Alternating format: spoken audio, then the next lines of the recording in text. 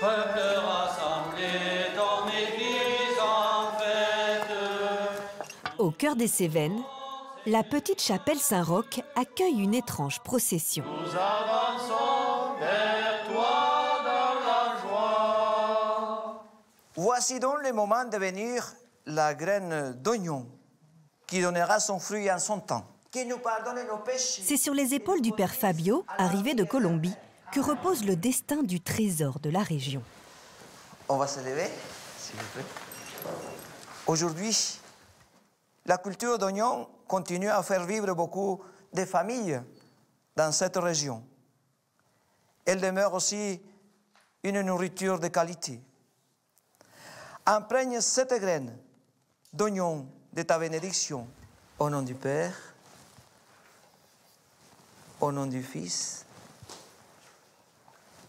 et au nom du Saint-Esprit.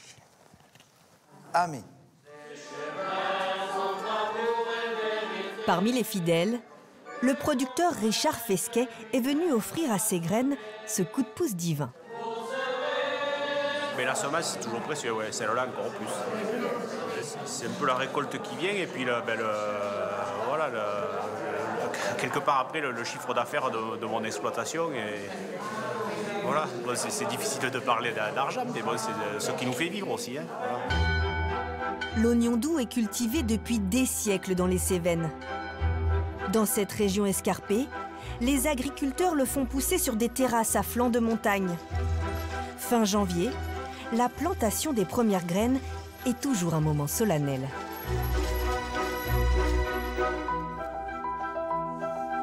Alors voilà, on voit les petites graines. Voilà, je vais essayer de ne pas en tomber. Opération délicate. Donc là, je remets le couvercle. 1 kilo de semences produira, si tout va bien, 10 tonnes d'oignons. La culture commence par le semis, après il y aura le repiquage, la récolte, mais tout commence aujourd'hui. Donc c'est quand même super important. Il ne faut pas se louper pendant le semis. J'espère que tout va bien marcher, que la météo va être propice et que les oignons vont bien se développer. D'ici quelques mois, cette petite graine va donner le bulbe tant attendu. Un oignon doux des Cévennes, l'un des fleurons de notre patrimoine culinaire.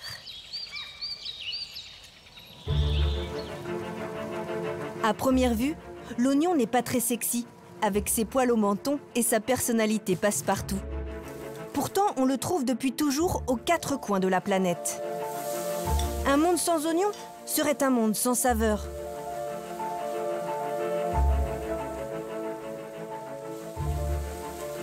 En France, 2 stars tiennent le haut de l'affiche. L'oignon doux des Cévennes et l'oignon de Roscoff. 2 appellations d'origine protégée dont nous avons levé les étonnants secrets. Remède à tous nos maux, le bulbe est surtout un remède miracle pour les industriels. Son goût rehausse n'importe quel plat, mais à quel prix ?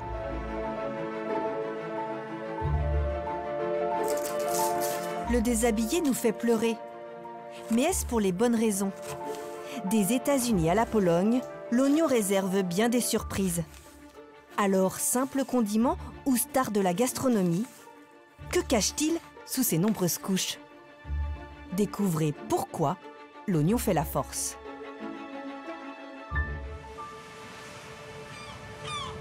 En cette fin juillet, le soleil brûle les terres bretonnes. C'est le moment idéal pour récolter l'or rose de la baie de Roscoff. Ce son métallique sonne comme une caresse aux oreilles de Vincent Créache, producteur depuis 40 ans. Quand il craque, quand il fait ce bruit là, c'est un signe qu'il est bien sec en fait. Il craque, ouais. Ils ont un bon bruit là. C'est une future bonne conservation quand on les voit craquer comme ça. Ces bulbes sèchent depuis 15 jours en plein champ. Certains le font à la machine également, hein. Nous c'est à la main. c'est quand même moins stressant, moins choquant pour le légume, quoi. Et puis, on peut déjà faire un pré-triage, quoi, en fait, si on veut. Un pré-triage. Donc, on ne s'encombre pas à garder des oignons qui un tout petit peu déformés ou mous, comme par exemple ceux-là. Vous voyez, on les met de côté. Ils sont en plein dans le bon calibre, hein, Jean-Louis? Chez les Créaches, l'oignon, c'est une affaire de famille. Ils cultivent 1,5 hectare de terre depuis 3 générations. Lors de la récolte, il y a Jean-Louis, le fils aîné, et François, le cadet. Lui a tenté l'aventure loin des terres familiales. Mais l'appel de l'oignon a été plus fort. J'ai travaillé dans le milieu bancaire pendant 5 ans. Je ne me voyais pas vieillir dans un bureau toute ma vie. Non. Nos grands-parents ont travaillé l'oignon et nous ont transmis ça. C'est important de le garder. Ouais.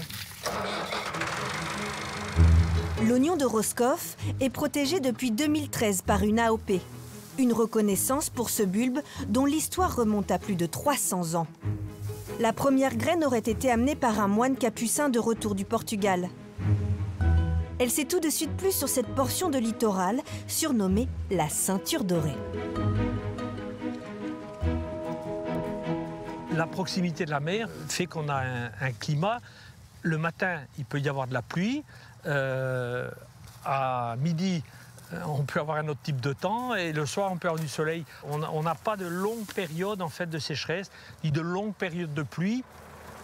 Un climat et une terre propice, légère et sableuse, qui convient parfaitement à l'oignon. Ici, l'eau s'infiltre et donc descend dans les profondeurs. Et regardez, il y a encore de l'humidité dans le sol. Et c'est un sol qui est très meuble. C'est la particularité justement du coin où il y a de la bonne terre, en fait. C'est de la bonne terre. On n'est pas obligé d'utiliser toutes sortes d'engrais pour la faire pousser. Ça pousse naturellement. La famille récolte ses 60 tonnes de l'année en 3 demi-journées. Les oignons passeront ensuite tout l'hiver dehors dans ces palocs en bois, disposés selon des règles ancestrales. Bon, le nord est là et il y a une ventilation qui est naturelle en fait. Quand ça fouette là, ce côté-là, ça rentre plus, si on veut, dans la caisse pour la ventiler jusqu'au milieu. Il faut qu'il y ait une bonne aération. Voilà. À partir de là, l'oignon se conserve bien. Dès la fin de l'été, une partie sera vendue en vrac, une autre sous forme de tresse. La technique a fait la renommée de l'oignon de Roscoff. Petit cours de coiffure avec François. On démarre la tresse avec un oignon assez fort. Donc, on l'appelle le pen capitaine, la tête du capitaine. C'est le dernier à quitter la tresse. Comme le dernier a quitté le navire. Donc je mets 3 oignons au même étage, à peu près à même hauteur et même calibre d'oignon, à peu près, de façon à ce que ma tresse soit esthétique. Mais la tresse n'est pas seulement un bel assemblage. Un oignon comme ça, en tresse, se conserve mieux parce qu'il n'a aucun contact en fait avec un autre oignon, il n'a aucun contact. Donc s'il arrive, ça arrive des fois que l'oignon pourrisse, au moins il se dessèche tout seul, il ne contamine pas son voisin. Les oignons peuvent ainsi rester frais 4 à 5 mois. Une technique de conservation héritée du siècle dernier. À l'époque, les côtes anglaises, faciles d'accès, promettaient de belles rentrées d'argent aux producteurs bretons. Alors à la fin de l'été, ils traversaient la Manche pour écouler leurs marchandises. Les colporteurs, baptisés Johnnies par les Anglais, frappaient aux portes de tout le pays. À pied dans un premier temps, puis à vélo, avec des chargements pouvant atteindre près de 150 kilos. Leur anglais était approximatif, mais le Johnny savait charmer les petites Anglaises. Là, ils sont bons, hein, c'est des beaux oignons, vous savez. 14 chelins les deux, madame. Bonjour, ça fait longtemps, hein. Le phénomène des Johnnies a connu son apogée dans les années 30 avec 9000 tonnes vendues chaque hiver par près de 1400 hommes.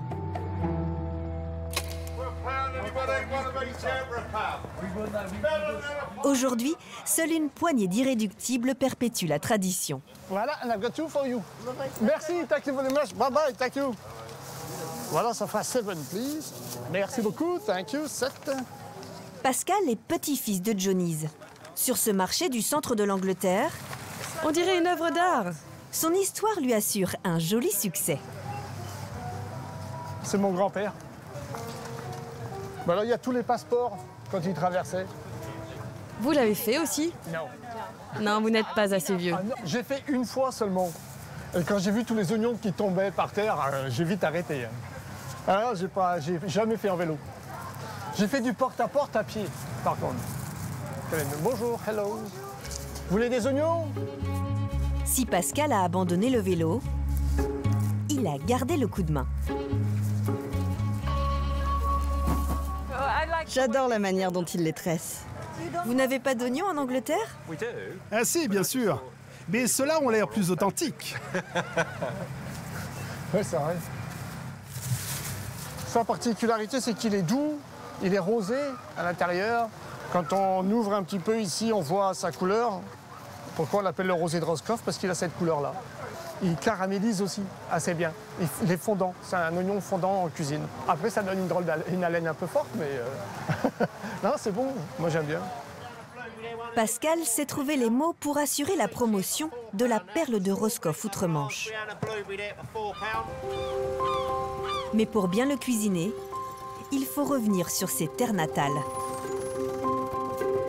À la ferme des Créaches, Noël a accepté de nous livrer l'un de ses secrets les mieux gardés. Ça fait pleurer un peu. On dit qu'il ne fait pas, mais il a beaucoup de jus, comme ça, en début de saison. J'ai les lunettes pourtant, mais... Sa recette de tarte tatin à l'oignon breton. Un peu de beurre salé, forcément. Hein. Alors, je vais les faire revenir, là. Il faut qu'ils se ramollissent un petit peu, quand même. Il faut un quart d'heure, à peu près, 20 minutes, à peu près. Ça parfume. Non? Vous ne trouvez pas que ça sent bon?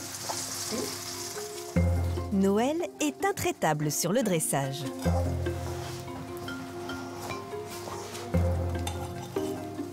Il faut tâcher de ne pas défaire les tuniques là, qui s'emboîtent les unes dans les autres. C'est plus joli après quand on défait. Voilà. Je vais mettre un peu de compoté. Je trouve que c'est plus moelleux. Il y a une épaisseur un peu plus importante aussi d'oignon, quoi. La productrice bretonne s'autorise une petite infidélité. C'est la Mel de Comté du Jura. Rassurez-vous, savamment dissimulée. Je tâche de tourner un peu la pâte sur les oignons, là, pour que ça se démoule bien ensuite. Et je vais piquer le tout, là. Voilà, c'est prêt à enfourner. La tarte va cuire une demi-heure à 180 degrés.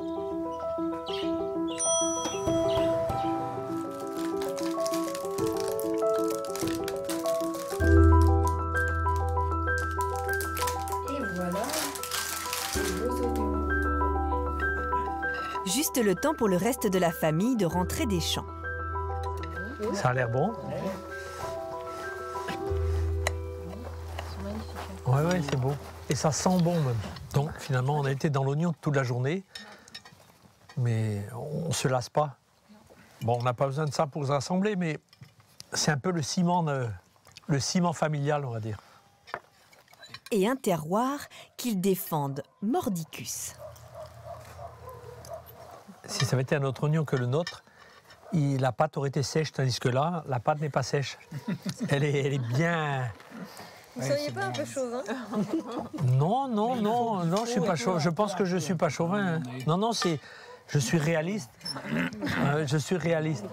Bon, on l'a testé et franchement, la tarte de Noël, c'est un régal. De Roscoff ou d'ailleurs, l'oignon fait la force des plats du monde entier depuis toujours. Il donne du goût, relève les ingrédients de base et certains lui prêtent en plus d'étonnants pouvoirs thérapeutiques. On raconte que laisser un oignon coupé en deux toute la nuit, à côté du lit, permettrait de dégager les bronches.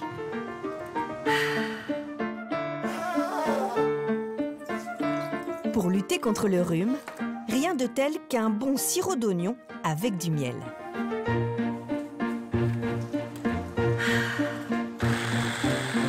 Selon certaines grand-mères, une cure de son jus permettrait de lutter contre la chute des cheveux. Remède miracle ou placebo, une chose est sûre, l'oignon est un aliment aux 1000 vertus, comme nous l'explique Coralie Costi, diététicienne nutritionniste. L'oignon est très intéressant d'un point de vue nutritionnel parce que, comme tout légume, d'abord, il est très riche en fibres. Ce qui veut dire que ça va aider pour le transit intestinal, ça va réguler le transit, donc c'est extrêmement intéressant.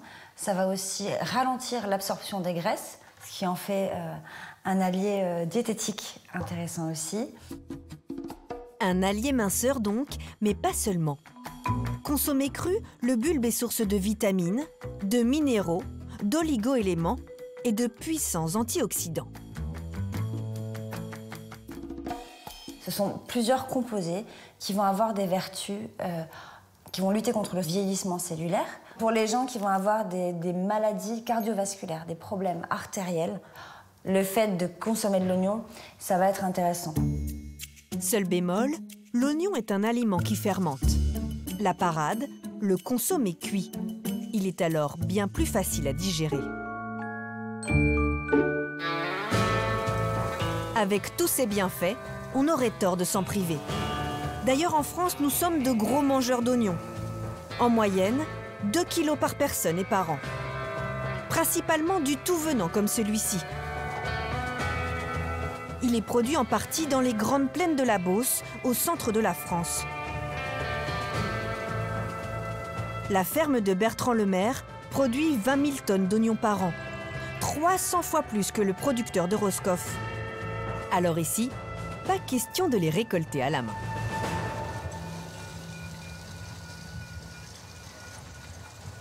Ça fait du volume, ça fait 60 tonnes à l'hectare. Donc il faudrait quand même énormément de personnel pour pouvoir ramasser tout ça à la main. Après, ce serait l'idéal de pouvoir ramasser les oignons à la main. Mais bon, voilà.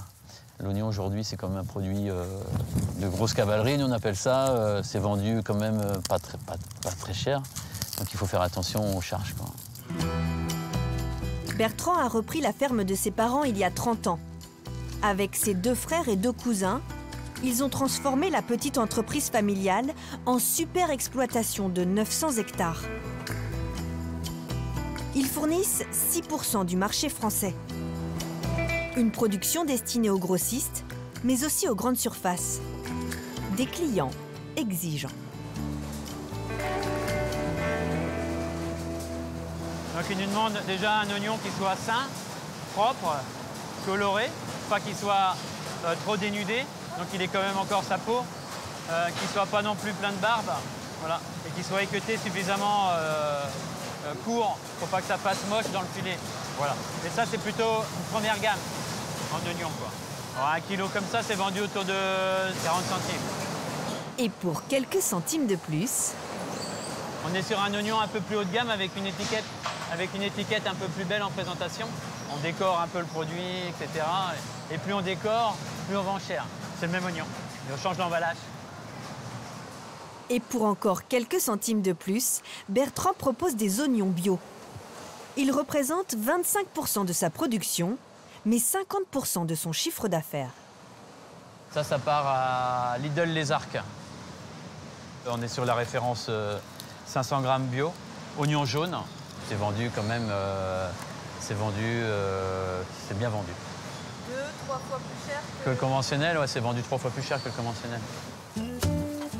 Une différence de prix qui s'explique par un rendement plus faible à l'hectare. Sans pesticides ni fongicides, les cultures sont plus fragiles. Mais il y a autre chose.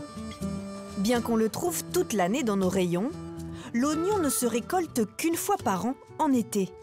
Pour proposer de l'oignon bio toute l'année, sans l'aide de produits chimiques, Bertrand doit donc se battre contre la nature même du bulbe. Quelques mois après sa récolte, une petite pousse verte va apparaître. Rien de grave, l'oignon reste comestible, mais invendable. La meilleure méthode pour stopper sa germination est de le garder dans un endroit frais et sec, à l'abri de la lumière. Idéalement, au réfrigérateur.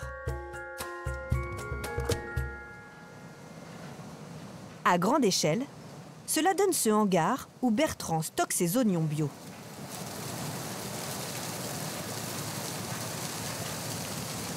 Une fois qu'on a bien rempli le bâtiment, donc on met en route la ventilation, le brûlage, l'air arrive par en dessous dans les caillebotis, elle ressort à ce niveau-là, enfin ressort partout dans le tas, quoi, hein, puisque c'est intégral.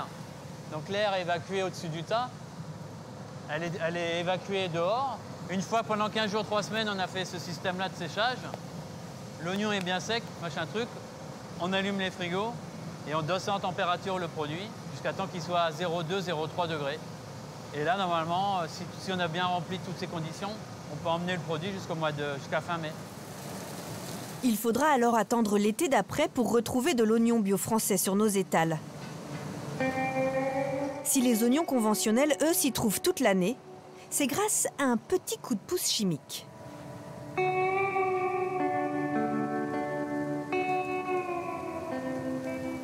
On a la possibilité sur les oignons conventionnels de mettre en culture, donc quand l'oignon est encore vert dans le champ, un anti-germinatif pour éviter que la germination reparte trop vite en stockage. Donc ça se fait au moins 3-4 semaines avant l'arrachage de l'oignon. Cet antigerminatif, appelé hydrazide maléique, est également utilisé pour la pomme de terre, la carotte ou le tabac. Autorisé par l'Union européenne, ce pesticide alarme certaines associations.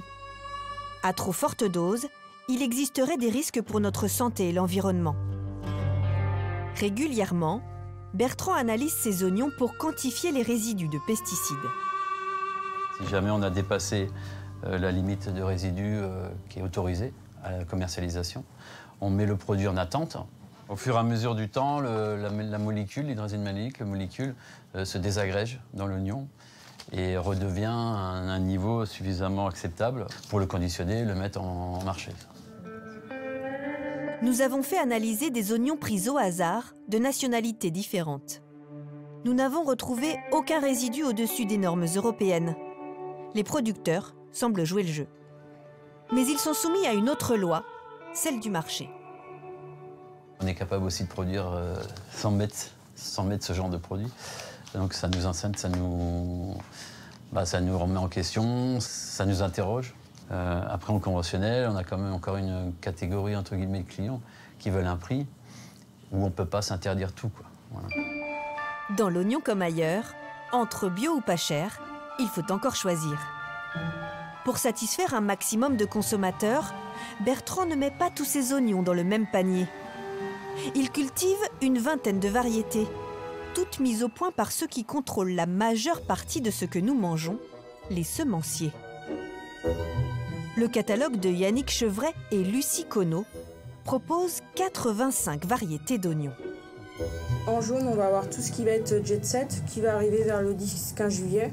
On va avoir des variétés plus tardives, comme du Centurion ou du Hercule, qui vont avoir la capacité de quand même un peu mieux se stocker qu'un jet set. Et après, en rouge, derrière ces noms farfelus, des variétés qu'ils ont eux-mêmes créées. La plus en vogue, celle résistante au mildiou, un champignon capable de ravager une récolte entière. L'avantage du variété résistante mildiou, c'est que le mildiou, on a l'obligation de traiter préventivement. C'est-à-dire quand c'est dans le champ, c'est déjà trop tard. Donc ça permet d'éviter quand même la notion de traitement préventif. Ouais. Tu le prennes un peu comme une assurance pour éviter le gros risque en fait. Ouais. Tu n'as pas une garantie... On n'a pas garanti à 100%, de ne pas avoir de mildiou, mais par contre, bon... tu éviteras la grosse catastrophe qui peut quand même éliminer toute une parcelle.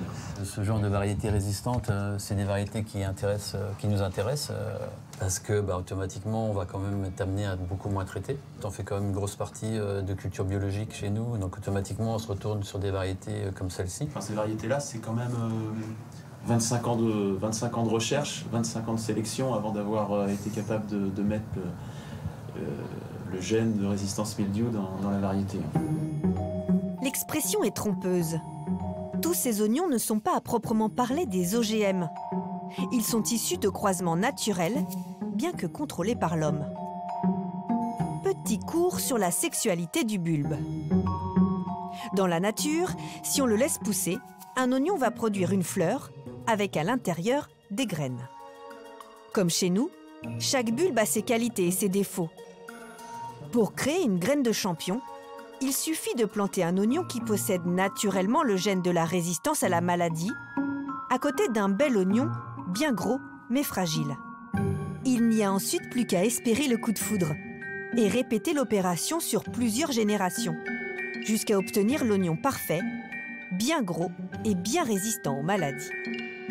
La petite subtilité, c'est que ces super graines ne donneront qu'une seule récolte. S'il veut exactement avoir la même chose, il est obligé de passer par une production de semences. Après, si Bertrand replante un oignon, ça va monter à graines, ça va faire des graines, et il va y avoir une hétérogénéité qui va être plutôt dommageable pour le producteur. Ça veut dire quoi? Il va y avoir des petits, des gros, des choses qui auraient dû être récoltées 15 jours plus tard que d'autres, et le rendement va chuter brutalement. Les agriculteurs comme Bertrand doivent donc racheter des graines tous les ans. De quoi garantir aux semenciers un avenir radieux. Mais ils ne sont pas les seuls à jouer avec Dame Nature. Donc là, ça fait un moment que les fécondations ont démarré. Attends, je vais rentrer, moi. Allez, je rentre avec toi.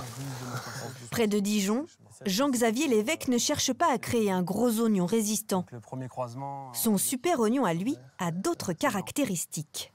Donc l'objectif, c'est de récupérer la matière sèche de cette variété et la précocité de cette variété au sein d'une même variété. Autrement dit, un oignon qui se développe vite et dont il reste beaucoup de matière une fois séché. En moyenne, un oignon en contient 10%. Ceux de Jean-Xavier approchent les 20%. Ce qui fait de lui l'un des leaders européens de l'oignon déshydraté, une star chez les industriels. Exhausteurs de goût naturel et bon marché, ils en mettent partout. Dans les cubes de bouillon, les soupes, les sauces, les plats préparés et même les préparations pour bébés. Ces oignons qui se dissimulent dans vos placards viennent très certainement de l'usine de Jean-Xavier dans le nord de la France.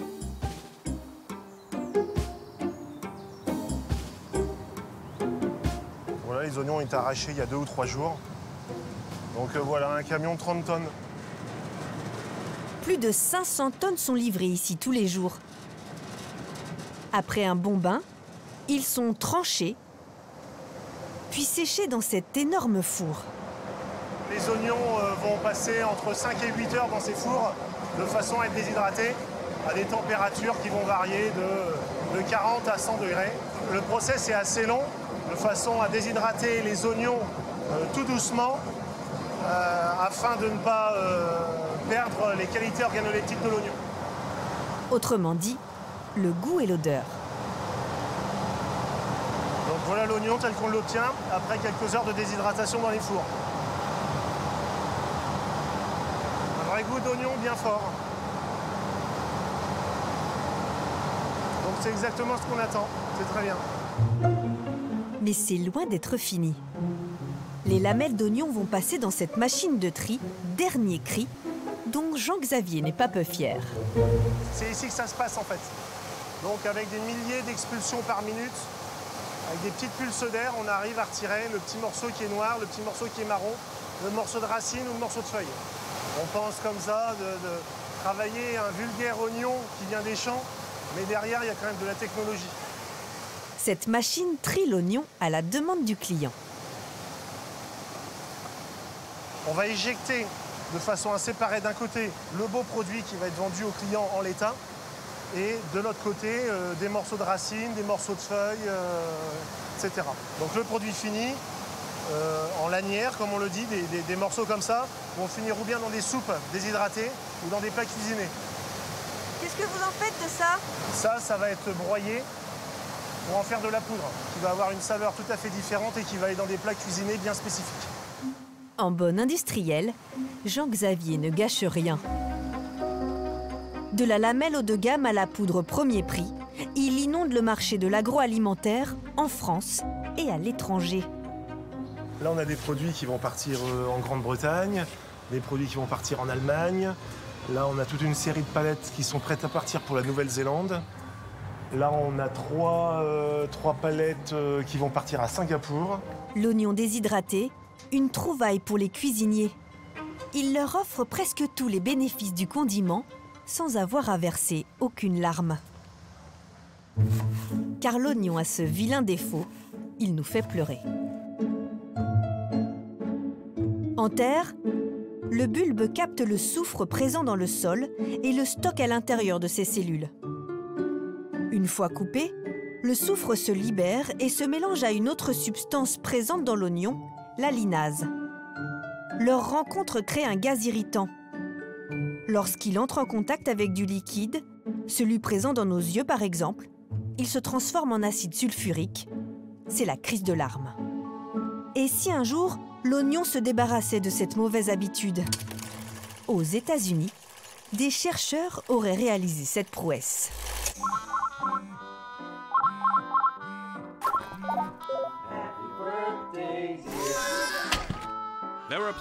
Il y a beaucoup de choses qui nous font pleurer dans la vie. Mais l'oignon ne doit plus être l'une d'entre elles. Gardez vos larmes pour quand vous en aurez vraiment besoin.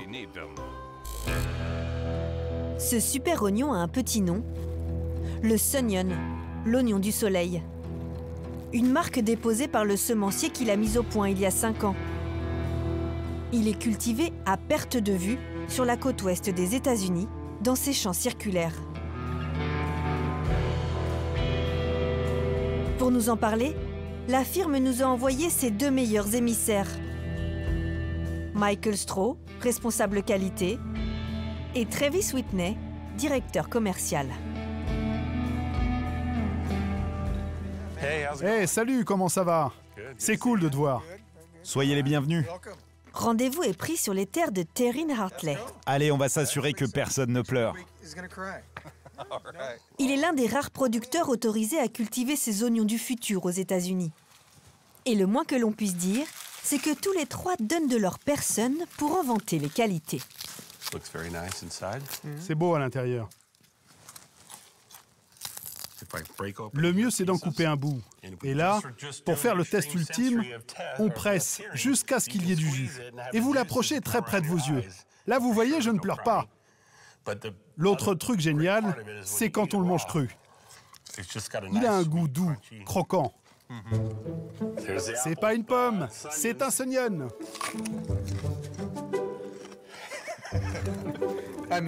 Regardez, vous pouvez les mettre là. Rien ne se passe. Vous diriez que c'est magique? Je dirais pas que c'est magique. En tout cas, ça marche. Peu importe comment ça marche, ça marche. Un mystère qui plane aussi autour de son élaboration. Au moment de sa récolte, le Sunyon pique comme un vulgaire oignon. C'est dans ce hangar qu'il effectue sa métamorphose. Les oignons normaux, ils sont amers, piquants quand on les récolte. Et après, quand on les stocke, ils deviennent encore plus piquants et forts. Le Sunyon, c'est tout le contraire. C'est pendant la période de stockage qu'il se transforme jusqu'à ne plus faire pleurer. Ça peut prendre 3 mois de stockage pour que le Sunyon termine sa mutation et puisse être vendu. Pourquoi cet oignon réagit-il à l'exact inverse de ses cousins? Il semblerait que ce soit dans sa nature. Dans l'Oregon, Juan Carlos Brevis supervise les croisements d'oignons de la firme.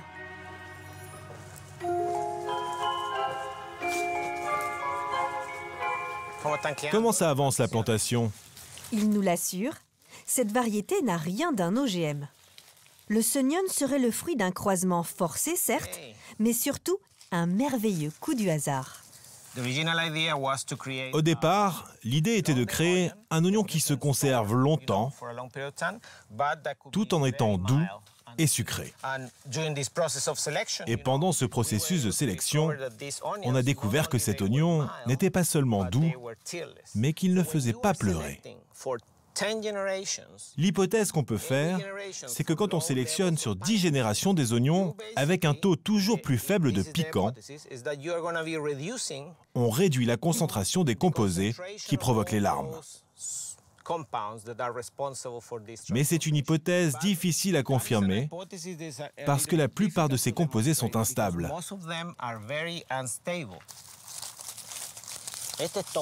Ce sont tous des mâles? Ce sont tous les mêmes? Si la firme protège autant sa découverte, c'est parce que cela fait 30 ans qu'elle planche dessus. C'était vraiment un coup de bol inespéré. On s'est tout de suite dit, on a un trésor, on est en train de découvrir un produit très précieux. L'équipe a pleuré de joie? Bonne question.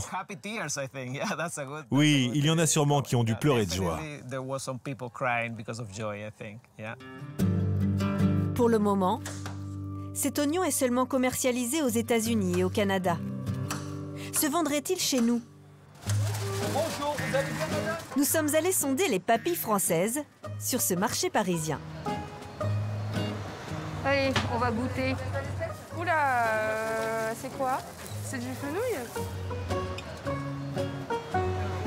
Qu'est-ce qu'il nous faut faire, chérie? C'est pas un oignon? Si, c'est un oignon. Ça a le goût d'oignon, mais c'est pas fort du tout. Ça n'a pas de goût. Le navet et le radis. C'est quoi ça? Ça pique pas. C'est pas du tout aussi piquant qu'un oignon. Ça me pique pas le nez. C'est assez sucré en fin de bouche en plus.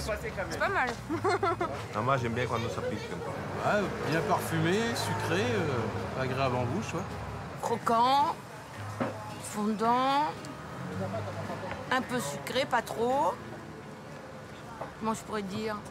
J'aime bien. Ça, c'est bien. En attendant de le voir sur nos étals, si vous ne voulez pas pleurer en coupant un oignon, vous pouvez toujours l'affronter masqué. Autre astuce, le couper sous un filet d'eau. Efficace, mais pas très pratique. Mais il y a plus simple encore, l'acheter déjà tranché et surgelé. Ces sachets fleurissent dans nos supermarchés. Mais avant d'arriver dans nos poêles, ces oignons ont vécu beaucoup d'aventures. À commencer par un long voyage à travers l'Europe. L'écrasante majorité de ceux que nous achetons surgelés sont préparés en Pologne. À Orchowo, au milieu des forêts de pins, cette usine d'épluchage a accepté de nous ouvrir ses portes.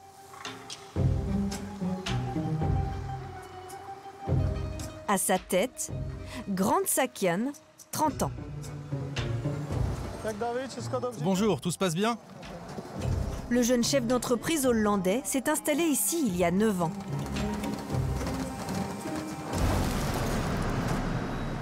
Sur ces lignes de production ce jour-là, des rondelles d'oignons destinées à des fast-foods. Ce produit va chez un client des Pays-Bas. Un spécialiste qui va ensuite le transformer.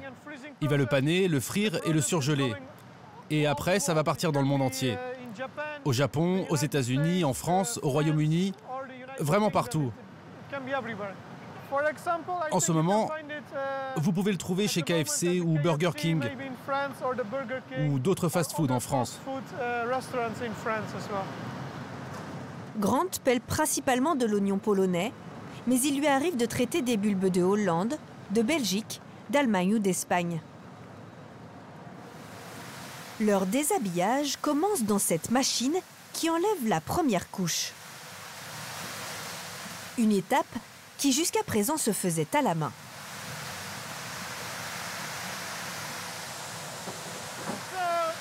C'est un progrès pour nous, c'est sûr. On a divisé le temps d'épluchage par 3. Disons qu'avant, une personne faisait 200 kilos par jour. Et maintenant, elle fait 600 kilos par jour. Donc c'est vraiment un gros avantage. Pour le reste, Grant a conservé les méthodes traditionnelles. Cette cinquantaine de petites mains finit d'éplucher les oignons un à une allure cadencée. Une armada que le chef d'entreprise préfère féminine. Les femmes sont meilleures pour ce genre de travail, parce qu'elles peuvent le faire plus rapidement et mieux. C'est logique, parce que les femmes, elles font la cuisine, donc elles ont l'habitude de couper des oignons. C'est fait manuellement. Ça donne à la fin un oignon de meilleure qualité et on a beaucoup moins de déchets. Si vous l'épluchez à la machine, ça sera parfois comme ça. À la main, les gens savent bien où couper. 200 personnes travaillent dans son usine. Des ouvriers payés au salaire minimum polonais, 600 € environ.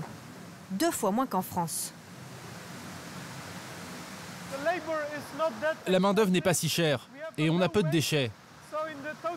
Donc au final, on est plus compétitif que des entreprises en France ou aux Pays-Bas. On peut avoir un produit de la même qualité que celui d'un autre pays européen, mais à un bien meilleur prix. Pour autant, le chef d'entreprise tient à nous montrer qu'il fait tout pour que ses employés gardent le sourire. Comme vous voyez, sur chaque tapis d'inspection, on a un système de ventilation. Sinon, on ne pourrait pas rester ici et travailler normalement. On pleurerait. Changement de poste toutes les 2 heures et respect strict des mesures d'hygiène. Des conditions de travail qui ne seraient pas appliquées partout dans le pays. D'autres éplucheurs seraient beaucoup moins regardants. Nous prenons rendez-vous avec l'un d'eux, réputé pour son sérieux. Il exporterait ses oignons dans toute l'Europe, y compris en France. Équipés d'une caméra discrète, nous nous faisons passer pour des spécialistes du surgelé. Je connais quelqu'un qui m'envoie des camions d'oignons de France. Je les épluche et je sous-traite pour les surgeler. Ce sont des oignons français. On ne me paie que pour l'épluchage et ça retourne en France ensuite. Très vite, nous abordons la question des tarifs. Ce sac de 10 kilos, ça coûte combien? 2 zloty le kilo. Environ 40 centimes, quasiment le même prix que dans l'usine de Grant. Mais je peux faire une ristourne. C'est pas le même prix pour 2 tonnes que pour 6-8 tonnes, vous comprenez? Nous demandons à voir l'atelier d'épluchage. Il est situé juste derrière son bureau. Dans ce hangar vieillissant, une vingtaine de femmes s'affairent à éplucher les oignons à la main, au rythme de la dance music. Vous voyez, on a nos petites machines à nous. Ici, aucun système de ventilation ni d'extracteur d'air. On a fait ce bâtiment il y a 15 ans. À l'époque, c'était bien. Bon, maintenant, ça a l'air un peu vieux.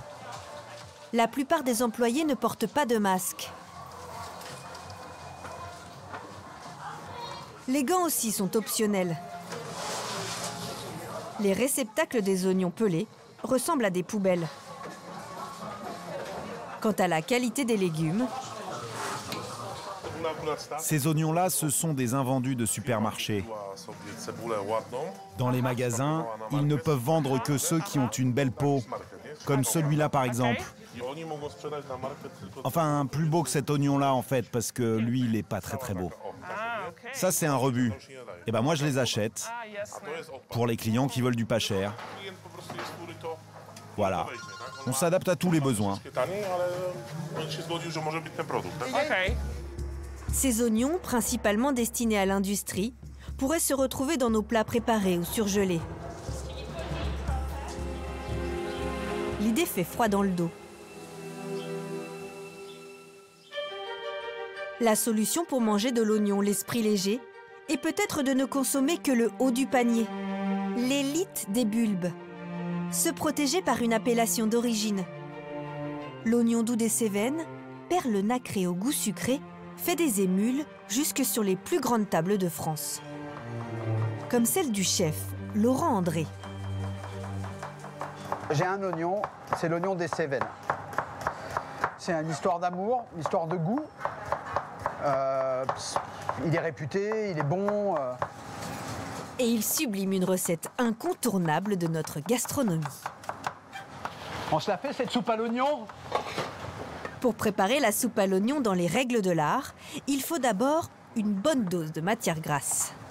Et du beurre, du beurre, du beurre, du beurre. Ah, du beurre. Et pourquoi ça? Parce que le beurre, le gras, c'est la vérité, quoi. Voilà, quoi. On a mis une gousse d'ail, on a mis un peu de thym. On va laisser confire. Tiens, regarde, t'en as là, regarde. T'en as qui sont pratiquement prêts, là. Et tu vois, regarde, ça commence à caraméliser dans le fond de la casserole. Autre élément essentiel, un bouillon de bœuf qu'il fait mijoter pendant 12 heures. Plus ça va cuire, plus ça va être long, plus ça va être bon. Ah.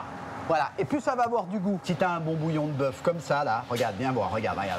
C'est comme ta grand-mère, comme le pot-au-feu. On fait une bonne soupe à l'oignon, c'est pas des oignons et de l'eau, c'est un très bon bouillon de bœuf qu'on va venir rajouter dans les oignons. Et ça, c'est de la cuisine, tu vois, regarde. Un plat populaire qui aurait des origines royales. La légende raconte que Louis XV, de retour de chasse, aurait trouvé ses armoires vides. Ne restait que du beurre, du champagne et des oignons. Il mélangea le tout. L'ancêtre de la soupe à l'oignon était né. Aujourd'hui, la recette a quelque peu évolué. Le bouillon a remplacé le champagne et des croûtons agrémentés d'une touche de fromage râpé viennent compléter la soupe. Alors, jurassien, hein, comptez. Hein. Allez, hop, sous la salamandre. Après quelques minutes au grill, la gratinée à l'oignon est prête à être dégustée. C'est ça la soupe à l'oignon. Tu casses, tu brasses, tu vas chercher les oignons, le pain, le fromage. Ah, ça file quoi.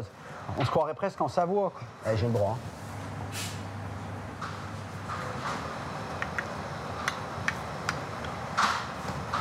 C'est bon, hein? Ah ouais, c'est bon, hein? Hydratante et roborative, elle serait le remède idéal contre la gueule de bois. Mais la soupe à l'oignon, c'est aussi au même titre que le béret ou la tour Eiffel, un emblème de notre patrimoine. Dans les quartiers touristiques, elle est sur toutes les cartes. Nous sommes allés nous y promener avec le chef Laurent André. Que reste-t-il de la recette ancestrale dans les bols de ces restaurants? C'est la soupe à l'oignon maison. Dans sa version à emporter, ce sera une soupe à l'oignon sans croûtons. Oh, la vraie soupe à l'oignon, il y a des croûtons. Ah, on met des gruyères. Bon, bah allez, on va essayer avec les gruyères alors. 5 € la soupe à l'oignon. Que mange-t-on à ce prix-là?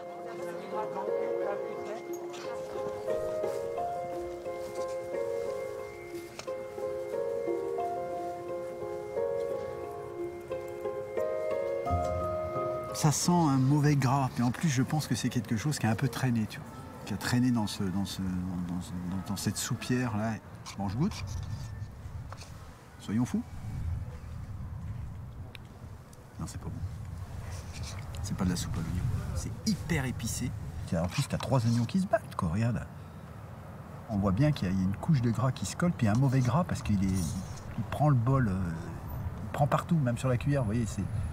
Et derrière, il y a un bouillon ou une eau, ça fait une eau pas propre en fait, et c'est pas 100% maison. Certains restaurateurs profiteraient-ils d'un coup de pouce des industriels?